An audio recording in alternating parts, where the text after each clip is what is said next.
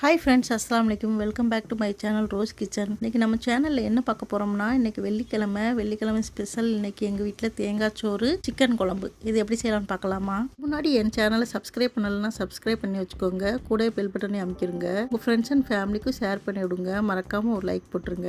அங்கே வீடியோக்குள்ளே போகலாம். இல்லை, ஒரு அடிக்கனமான பாத்திரத்தில் தேங்காய் எண்ணெய் ஊற்றிக்கோங்க. எண்ணெய் சூடானதுக்கப்புறம் பட்டை, கிராம்பு, ஏலக்காய், பெருஞ்சீரகம் போட்டு தாளிப்பு கொடுத்துருங்க. அதுக்கப்புறம் ஒரு 3 பச்சை மிளகாய் கீரி போட்டுக்கோங்க. ஒரு 2 பல்லாரி வெங்காயத்தை கட் பண்ணி போட்டுக்கோங்க. வெங்காயத்தை நல்லா வதக்கிக்கோங்க. நல்லா வதங்கினதுக்கப்புறம் ரம்ப இலை இருந்தால் சேர்த்துக்கோங்க. ரம்ப இலை வந்து நல்ல வாசம் கொடுக்கும் சாப்பாடுக்கு. கண்டிப்பாக இருந்தால் சேர்த்துக்கோங்க, இல்லைனாலும் பிரச்சனை இல்லை. அதுக்கப்புறம் ஒரு பழுத்த தக்காளி பழமாக, பெரிய பழமாக இருந்துச்சுன்னா 1 போதும், கட் பண்ணி அதையும் சேர்த்துக்கோங்க. சேர்த்து நல்லா தக்காளி பழமும் வதங்கட்டும். தக்காளி பழம் நல்லா வதங்கினதுக்கப்புறம் 1 ஸ்பூன் அளவு இஞ்சி பூண்டு பேஸ்ட்டு போட்டுக்கோங்க. இஞ்சி பூண்டு பேஸ்ட்டு ஃப்ரெஷ்ஷாக அரைச்சி சேர்த்துக்கோங்க. நல்லா வாசமாக இருக்கும். அதையும் நல்லா எண்ணெயோடு சேர்த்து வதக்கிக்கோங்க.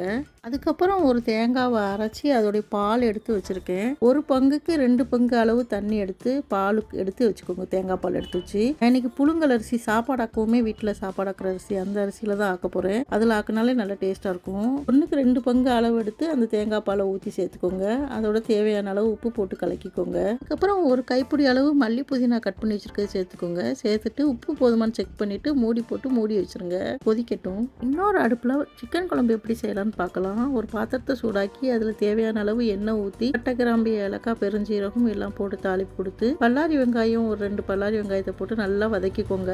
வெங்காயம் நல்லா வதங்கினதுக்கப்புறம் பச்சை மிளகா, ரம்ப இலை, தக்காளி பழம் எல்லாம் போட்டு நல்லா வதக்கிக்கோங்க. நல்லா வதங்கினதுக்கப்புறம் 1 ஸ்பூன் இஞ்சி பூண்டு பேஸ்ட்டு போட்டு நல்லா வதக்கிக்கோங்க.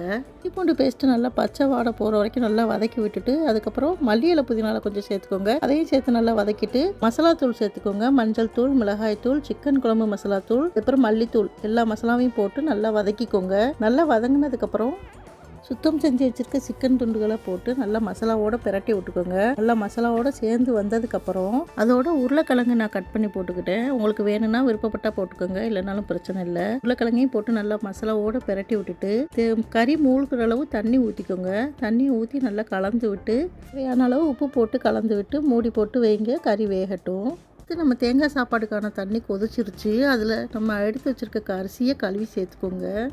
அரிசியை போட்டு நல்லா கலந்து விட்டு மூடி போட்டு வேக விடுங்க. சாப்பாடு வேகட்டும். அடுத்து நம்ம குழம்புல சிக்கன் துண்டுகள், உருளைக்கிழங்குலாம் வெந்துருச்சான்னு செக் பண்ணிவிட்டு நம்ம தேங்காயும் பெருஞ்சீரகமும் போட்டு அரைச்சி விழுத வச்சுருக்கேன். அந்த விழுத இதோடு சேர்த்து தேவையான அளவு கொஞ்சம் தண்ணியும் ஊற்றி கலந்து மறுபடியும் கொதிக்க விடுங்க.